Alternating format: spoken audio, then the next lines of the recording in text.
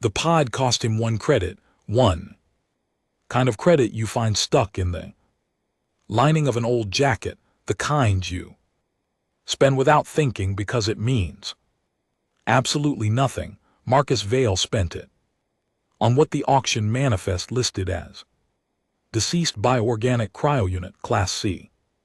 Non-functional. He bought it as scrap. He bought it because he needed the shell.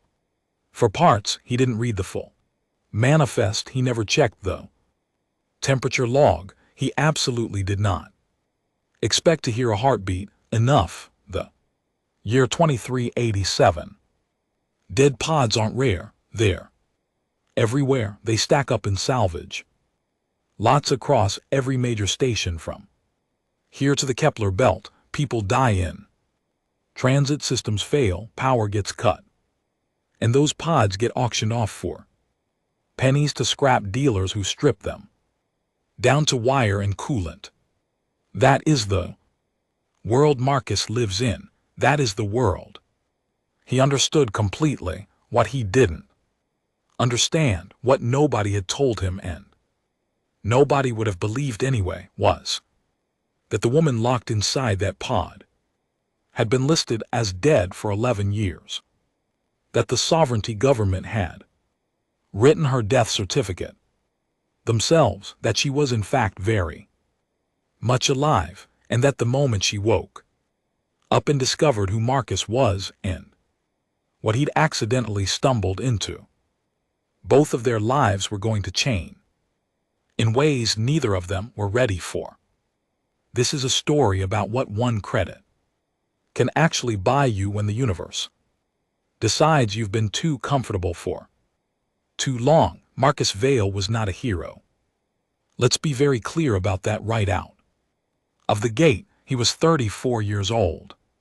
He ran a one-man salvage operation out of a converted freighter called the Harrow, and his annual income was approximately what a mid-tier station janitor made in 3 months. He smelled like coolant most of the time. His fingernails were permanently stained from working with corroded alloy strips. He ate protein paste from a tube because it was cheaper than anything that had once been a real organism, and he had exactly 0 outstanding warrants, 0 enemies worth mentioning, and 0 interest in acquiring either. Marcus was invisible. That was actually his whole strategy.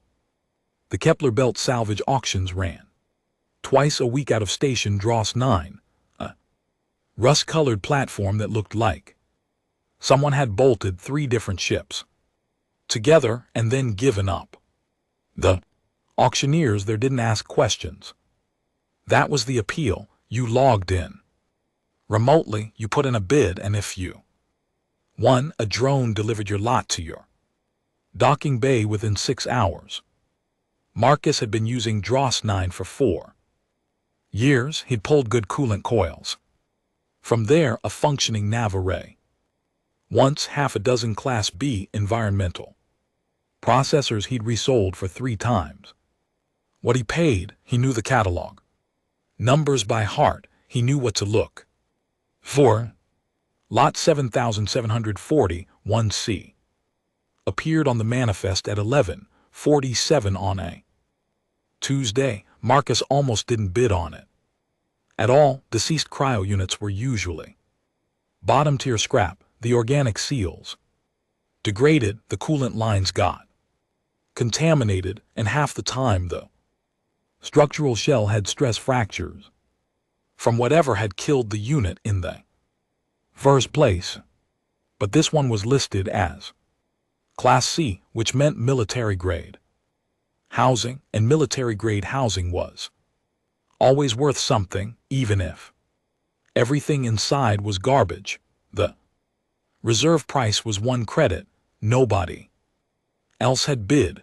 Marcus put in 1 credit and went to sleep. He woke up to a delivery confirmation and thought nothing of it. The thing about military-grade cryopods is that they're built to survive things that should kill Them vacuum exposure, radiation bursts, pressure differentials that would turn a civilian unit into a metal pancake. They're built to keep whatever's inside, preserved through conditions that should be impossible to survive. That design feature was about to become Marcus's entire problem because the pod didn't just have good housing. It had been on emergency reserve power for 11 years. An emergency reserve power in a Class C military unit is enough to maintain baseline metabolic function for a human body almost indefinitely. The logs had been wiped, the external biometric indicators had been manually disabled. Someone had very deliberately made this pod look dead, and they'd done it just well enough to fool every automated system that had ever scanned it, but not well enough to fool the ambient biosensor suite Marcus had installed in his cargo bay 3 years ago after he'd accidentally shipped a crate of hibernating Valyrian rats to a client who was decidedly not interested in hibernating Valyrian rats. The biosensor alarm went off at 6:00 in the morning station time. Marcus was in the middle of his protein paste, and he knocked the whole tube across the floor because the alarm was the one reserved for large organic signatures, and large organic signatures in a salvage bay that was supposed to be empty usually meant you'd accidentally brought aboard something that ate things. He grabbed the handheld scanner before he even had his boots on. The reading was unambiguous: one human, female, approximate age late 20s to early 30s, core temperature 27 degrees C, heart rate 4 beats per minute, metabolic activity suppressed but stable, emergency cryo, not dead, not close to dead, just very, very cold and very, very locked away from the rest of the universe. Marcus stood in the doorway of his cargo bay for a long time. Then he said out loud to absolutely no one, "This is somebody's problem, and I don't want it to be mine." He thought about closing the bay and flying directly to Dross 9 to return the lot. He thought about that for about 45 seconds. Then he thought about the fact that whoever had put this woman in a pod and listed her as deceased on a salvage auction manifest had done so deliberately, and that meant she was either running from something enormous or being hidden from something enormous. And either way, whoever had done it would very much like her to stay in that pod. He thought about the fact that if he returned her to Dross 9, she would either go back on the auction block, or she would be flagged and collected by whoever was watching for her. He thought about the fact that she was a human being, a living human being with 4 heartbeats per minute and 11 years in the dark. He pulled out his cryo revival manual. It was 1,200 pages long. He'd never read it before. He started reading it now. Cryo revival is not a procedure you rush. The manual was emphatic about this in the kind of language that meant people had died when someone tried to rush it. The body had to be warmed slowly. Metabolic functions had to be coaxed back online in a specific sequence, and there was a window in the middle of the process. They called it the reentry gap, where the patient was technically conscious but not yet able to form coherent thoughts, and where any significant stress could cause cardiac arrhythmia. In plain language, you could not wake someone up from 11 years of emergency cryo and immediately start asking them difficult questions. Marcus understood this intellectually. He also understood that the moment she was fully awake, he was going to have 1,000 questions, and every single one of them felt urgent. What he didn't know, what he couldn't have known yet, was that she was going to wake up, look at him with 11 years of suppressed fury behind her eyes, and say the 7 words that would turn his invisible little life into the most wanted situation in 3-star systems. She was going to say, "They told me Marcus Vale was dead. The revival took 9 hours. Marcus did all of it by the book," which surprised him because he was not generally a by-the-book kind of person.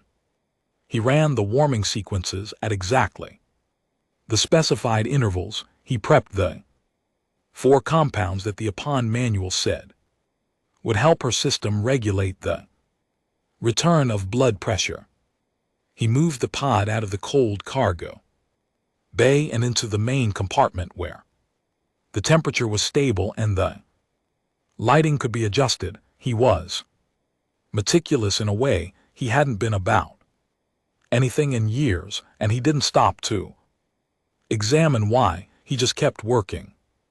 And she came out of the reentry gap at approximately 3:00 in the afternoon. He watched her eyes move behind her closed lids. He watched the heart rate monitor climb from 4 beats per minute to 8, then 12, then a more reasonable 52. Her core temperature hit 35 degrees C, and the pod's internal systems interpreted that as completion threshold and began the unlock sequence. Automatically, the pod hissed the seals. Released, the lid opened. She was older than her bioscan estimate had suggested, not in the way that meant worn down, in the way that meant compressed, like someone had taken 11 years of experience and packed it into a face that should have only had 29 years on it but was carrying 40 years of intent. Her eyes were dark brown and they were open, and they were tracking the room before she even tried to sit up, which told Marcus something significant about what kind of person she was. She looked at him. He looked at her. He started to say something helpful, like his name or where they were, or that he meant no harm. He didn't get the words out. "They told me Marcus Vale was dead," she said. Her voice was rough from 11 years of no use, but it was not weak. "They said you died in the Callaway Station incident. I have the death record. I've seen it." Temperature in the room felt like it dropped several degrees. "I didn't die in Callaway Station," Marcus said. "I've never been to Callaway Station." She stared at him. "Then what they buried there," she said slowly, "wasn't you?" Her name was Sina Marsh. She had been 11 years ago a forensic intelligence analyst for the Sovereignty's Internal Security Division, which, if you don't know what that means, is the polite name for the department that investigates crimes committed by Sovereignty officials against Sovereignty citizens. She had been building a case, a big one, a case that involved falsified death records, illegal cryo detentions, and a program called Cold File that had been running quietly in the background of the Sovereignty's justice system for 16 years, a program that didn't kill inconvenient people, not exactly, but that made them disappear into the cryo auction system with dead status manifests and waited for the market to scatter them across the belt where no one would ever think to look. She had identified 47 victims.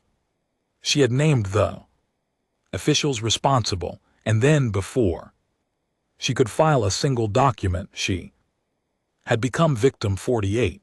Marcus Vale's name was on her original case file, not as a victim, as a witness, as the one person who had seen something at a specific place and time that could have corroborated everything Someone had seen his name on that file and decided he needed to disappear too. Someone had gotten it half right.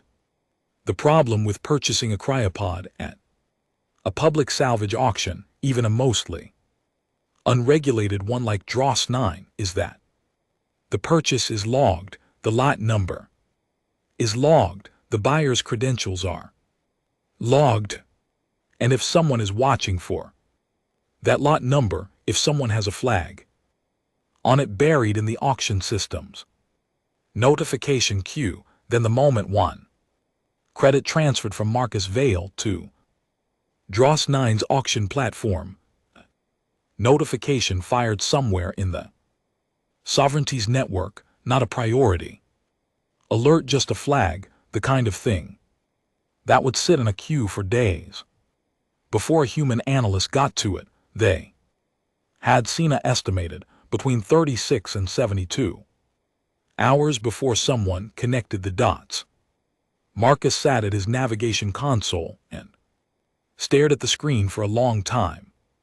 Then he said, "I need you to understand that I am a salvage operator. I fix things and sell them for money. I do not do this." He gestured at the general concept of the situation around them. "I have never done this. I am not equipped to do this." Cena was sitting across from him, wrapped in a thermal blanket, drinking warm electrolyte solution through a straw because her esophageal muscles were still readjusting, and she looked at him with the expression of someone who had been planning a very complicated legal case for years before having it ripped away from them and then spending 11 years frozen in the dark. And she said, I know exactly what you are and what you do and what you're capable of. I read your file before they took me. You're nobody. That's why your name was on my witness list. You were in the right place at the right time, and you weren't anybody important enough to compromise. That's exactly why they tried to erase you." She paused. "That's also exactly why they'll underestimate you now."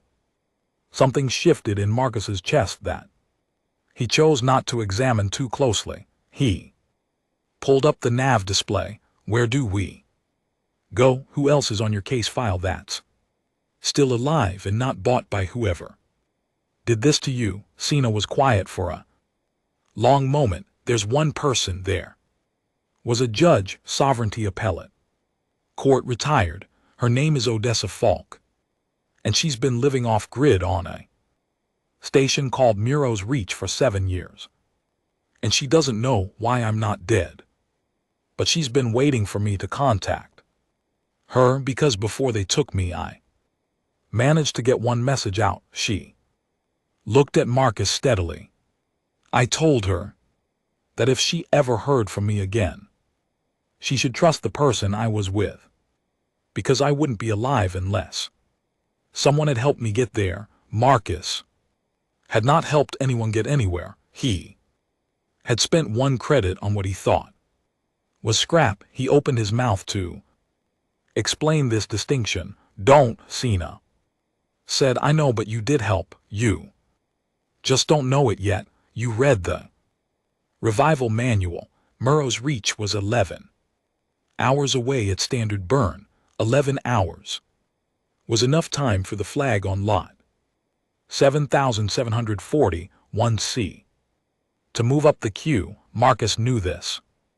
He also knew that the Hera was not a fast ship, that it had no weapons beyond the legally required standard deterrence package, and that its stealth profile was roughly equivalent to a large lit billboard. What it did have, and what Marcus had been quietly proud of for 3 years without ever having a real reason to use, was one of the most sophisticated false signature transponder arrays this side of the belt. He had built it himself over 18 months using parts from 17 different dead ships, specifically because operating in legally ambiguous salvage territory sometimes meant you didn't want your actual registration broadcasting to every customs drone in range. It was not legal. It was also extraordinarily good. He could make the Harrow look like any of 47 different registered vessels in his library. He could change signatures mid-flight. He could, if pressed, make them invisible enough that a casual scan would see nothing but an automated cargo drone running a routine delivery route.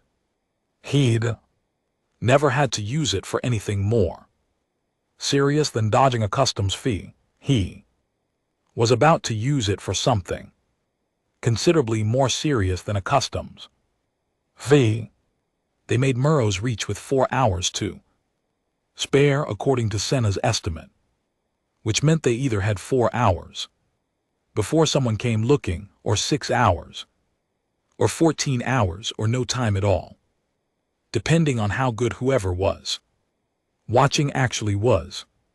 Marcus had burned hard the last 3 hours of the trip with the transponder cycling through 6 different fake signatures on a 30-minute rotation, and he told Senna everything he knew about the Harrow's capabilities and limitations with the kind of flat honesty that he usually reserved for estimating the value of salvage he was trying to sell to people who knew less than he did.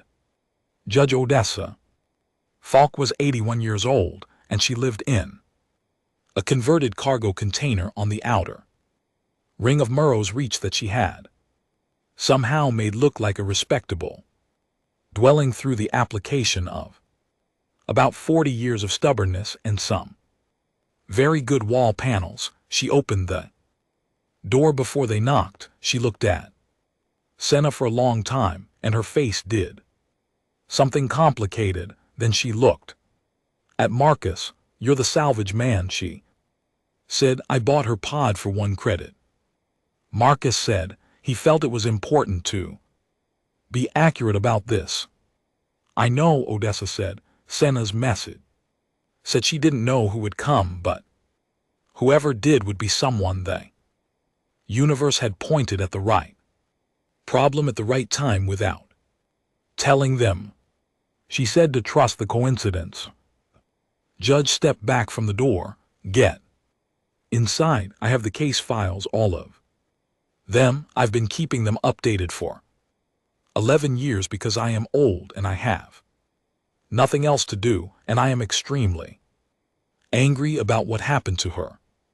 Paul, what do you too? And Senna and Dia, what happened in Odessa Falk's converted cargo container over the next 6 hours was not a dramatic confrontation with armed agents, though that was coming and they all knew it.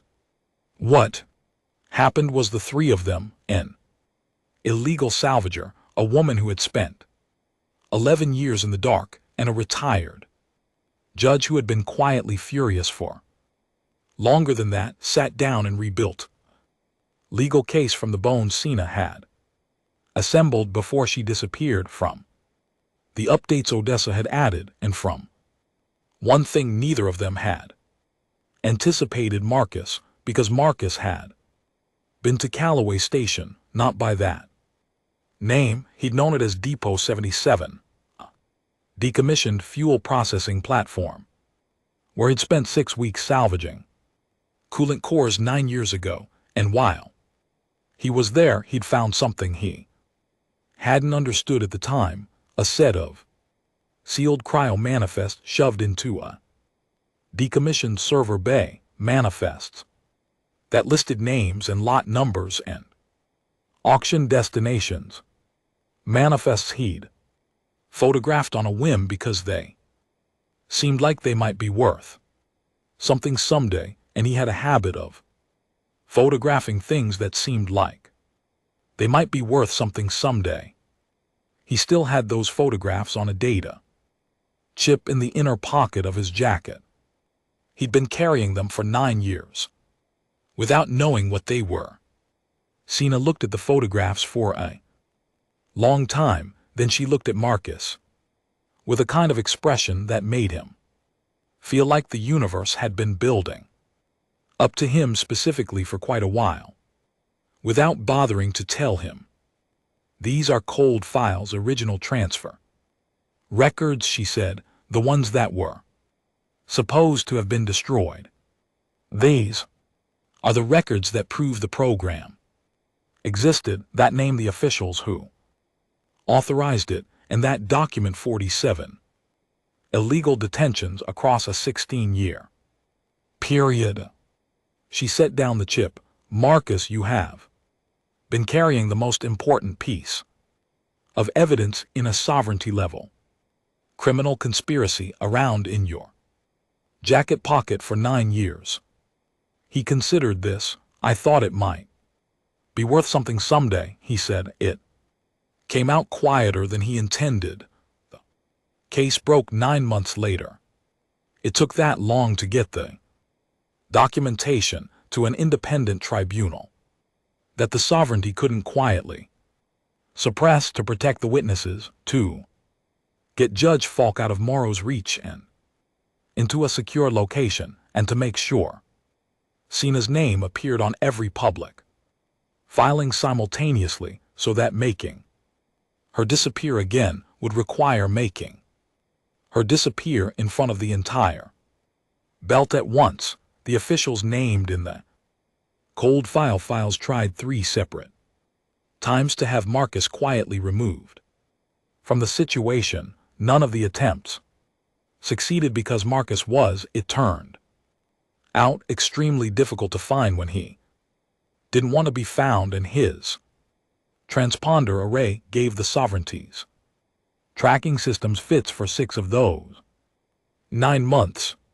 14 officials were indicted. The cold file program was officially dissolved.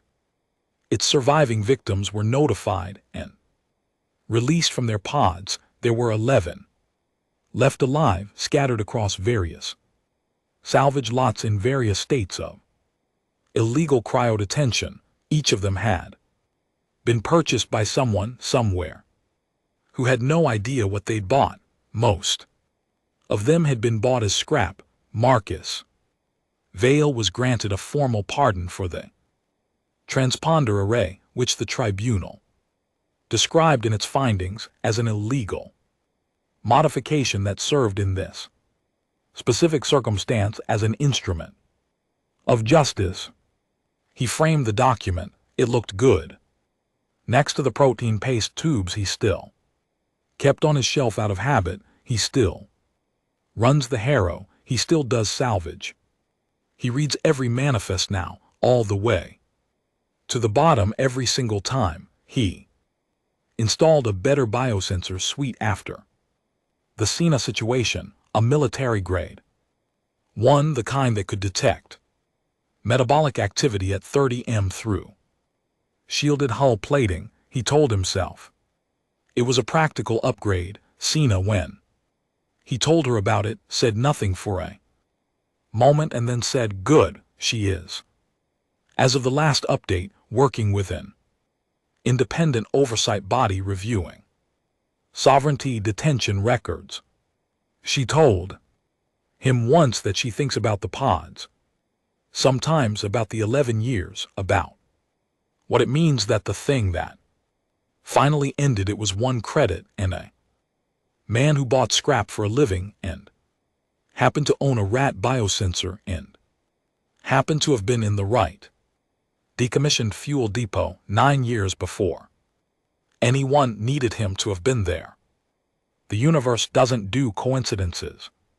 She told him it does investments. It just doesn't tell you what it's investing in until it pays out. Marcus thought about the 1 credit. He thought about the manifest listing. He thought about all the mornings he'd spent invisible and unbothered, and exactly nobody. Then he went back to work, because there are a lot of lots in the Dross 9 auction catalog, and he reads them all now, all the way to the bottom. If this story hit you the way it hit me the first time I thought through it, That idea that the most important thing you've ever done might be sitting in your pocket right now and you just don't know it yet, then stay for the next one. We have a story about a soldier who was court-martialed for refusing to fire on a ship that turned out to have been broadcasting a distress signal in a frequency no one had thought to check. That one gets worse before it gets better, and then it gets a lot better. That's the next video. Don't go anywhere.